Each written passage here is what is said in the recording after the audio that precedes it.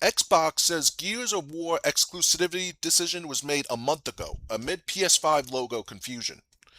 A recent controversy surrounding Xbox's upcoming title Gears of War E-Day has sparked confusion after a PS5 logo briefly appeared in an official Xbox podcast deep dive before the video was later set to private.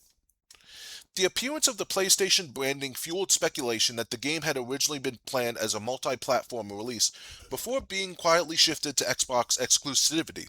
However, Microsoft says that is not the case. Xbox marketing lead Aaron Greenberg addressed the situation on X, stating that the decision was not made at the last minute and had already been settled internally well before the public announcement. "We just limited the knowledge of this news to a very small internal group," Greenberg wrote. "The intention was to share this news first with our players and everyone watching the showcase." He also added, "It is not true that it was a last-minute decision." According to Greenberg, the call to make both Gears of War E-Day and Clockwork Revolution Xbox exclusives was made roughly a month prior to the June 7 showcase. He suggested the information was tightly controlled within the company ahead of the announcement, writing, "I was made aware of these exclusives roughly a month in advance." The situation gained traction after multiple signs pointed toward an earlier multi-platform direction. In addition to the PS5 logo appearing in the Xbox podcast, a Walmart product listing had previously shown a PlayStation 5 version of the game ahead of the showcase. Giant Bomb's Jeff Grubb also claimed that a nearly complete PS5 version of Gears of War E-Day may already exist internally. Further speculation was fueled by broader uncertainty leading up to the showcase, including discussion around Microsoft's evolving approach to exclusivity. Xbox CEO Asher Sharma has previously acknowledged confusion caused by PS5 branding appearing in promotional materials tied to the event. The episode highlights ongoing tension. The episode. Hold on. Okay, the episode highlights ongoing tension around Microsoft's shifting strategy for first-party titles.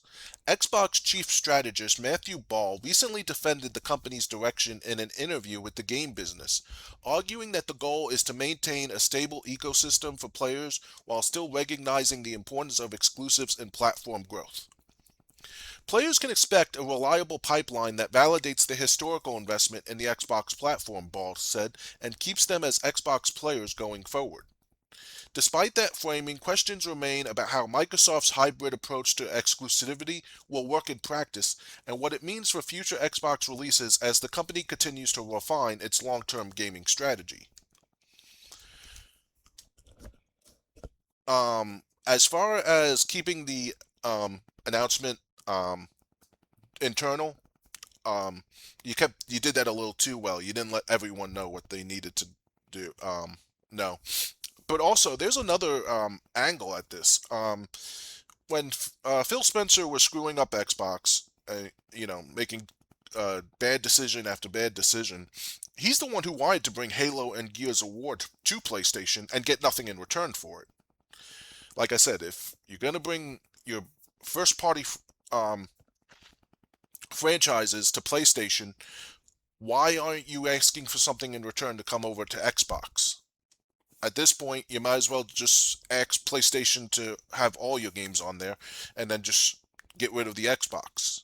Um, and of course, I bet if you ask Phil Spencer, he would say that was never, he was never planning that. But I don't know if he knows what he was planning, to be honest. Um, so I think that both of those played a part in this. On one hand, you had PlayStation because I think Asha Sharma is still cleaning up Phil Spencer's mess. She had to she had to steer the Titanic in a completely different direction because Phil Spencer had it heading for the iceberg. On the other hand, I think they were trying to keep this like a maybe a surprise, but I think what happened is that caused someone that was like an editor of the video or some or someone who was editing the trailer or whatever. They didn't know that PlayStation was no longer getting it, which I think is the thing. I think because Asha Sharma said she's very committed to keeping Xbox franchises on Xbox. And yes, Xbox needs an identity. Um, at least Sega waited till it died out before it let Sonic appear on Nintendo consoles. Um, but enough wagging on Phil Spencer. But I do think this was like one of his screw ups, because I do remember the announcement was with Halo and Gears of War coming to PlayStation. What's the point of having an Xbox anymore? And I think Asher Sharma is reversing that. Um, and maybe this was just something that got lost in translation, since this is still Asher Sharma taking over the mess that Phil Spencer created. But what do you think? Do you think maybe this was maybe someone that should have known didn't get the memo because they were trying to keep this hush hush, and they kept it a little too hush hush, including someone who needed to know to prevent this from happening? Maybe, or do you think, or do you think Gears of War and Halo are still making their way to PlayStation 5? Um, and I've always said, if you can put Gears of War and Halo on there, bring over Killzone to Xbox. Bring over something to Xbox. Not just give up everything you have for nothing in return. Um, so yeah, uh, like I said, it was a mess that new management is cleaning up, and also I think whoever made the trailer didn't get the memo that that Gears of War no longer was coming to PlayStation 5. Let me know what you think in the comments below.